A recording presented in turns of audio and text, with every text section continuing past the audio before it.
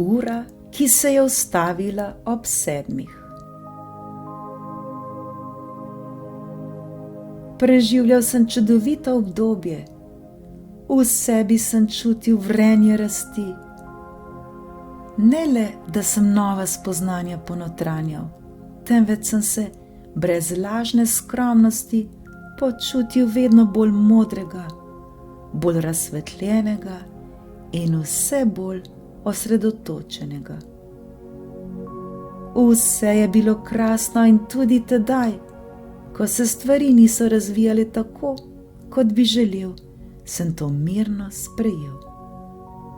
Zato se mi je zdelo, da bi se lahko spoprijel s težavami. To je neverjetno, Bajsi, ti ves čas živiš tako. Sam si odgovori, mi je odvrnil. Če je to del prebojenja, moraš ti, ki si doživel že veliko več prebojen od mene, neprestano živeti tako. Ne, je odvrnil Jorge, ne ves čas. Zdaj, ko sem odkril pomen pregovora, trpljenje mnogih, tolažba vseh, se sprašujem, ali se tudi pri drugih, pri večini ljudi, izmenjujejo svetli in temni trenutki. Mislim, da se. In zato imam že nekaj časa v mislih neko Papinijevo zgodbo. Imenuje se Ura, ki se je ustavila ob 7. Mi jo poveš? Da, čeprav pripovedovanje tako izvrstno napisane zgodbe pomeni, da ji ukradeš vsaj 3/4 njene lepote. Toda kaj hočemo? Ta Papinijeva zgodba je monolog osebe, ki piše v samoti svoje sobe. Takole pravi. Na eni od sten moje sobe je čudovita ura, ki se je ustavila. Kazalca, ki se že dolgo ne premikata, vedno kažeta isto. Natanko 7. Ura je le nekoristen okras na prazni beli steni.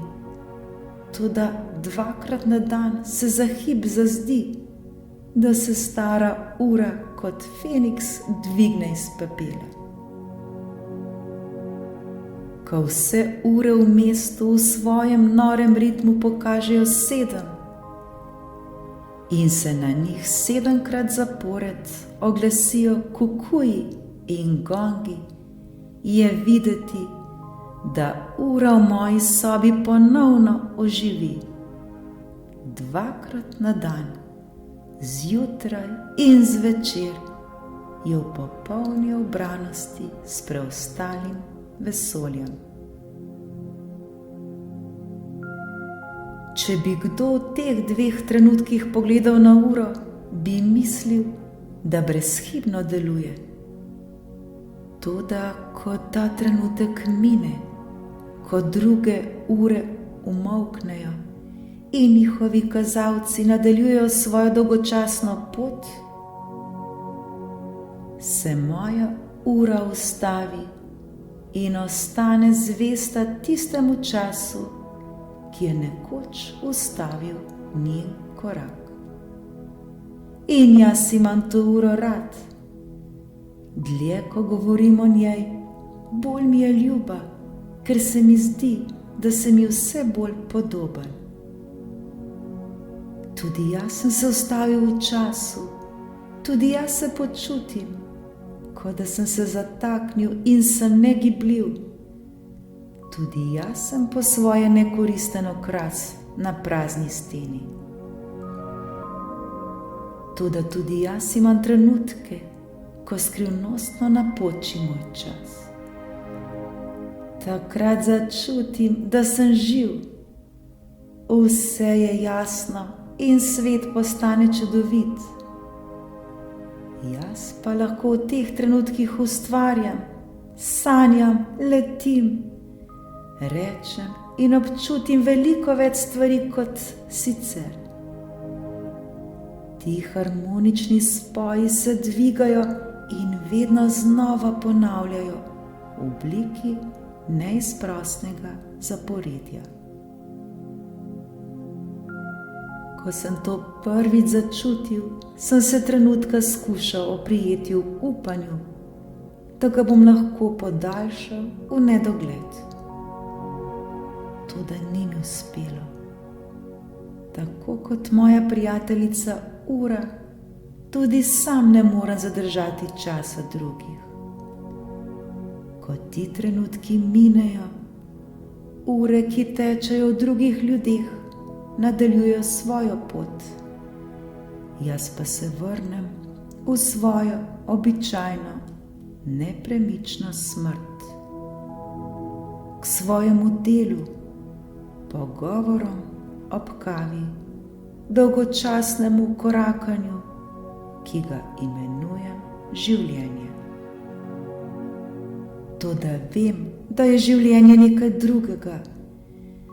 Vem, da je življenje, resnično življenje, seštevek teh, četudi minljivih trenutkov, ki nam omogočajo, da se zavedamo ubranosti z vesoljem.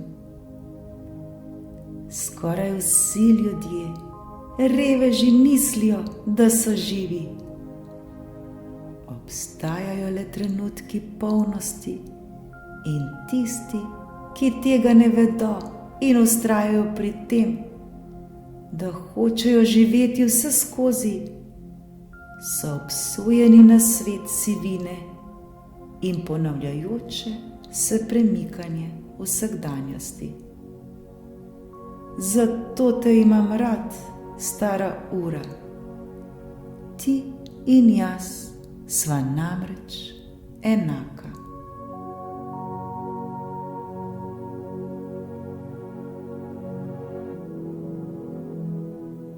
Demian, to je kratek povzetek literarnega bisera, ki ga je napisal Papini. Rad bi, da ga nekoč sam prebereš. Danes sem ti povedal to zgodbo, da ti bi pokazal genialno metaforo. Morda vsi v harmoniji živimo le nekaj trenutkov. Nemara se zdaj, ta trenutek, resnična ura ujema s tvojo lastno uro. Če je tako, Demian, uživaj v njej, saj bo minila še prehitro.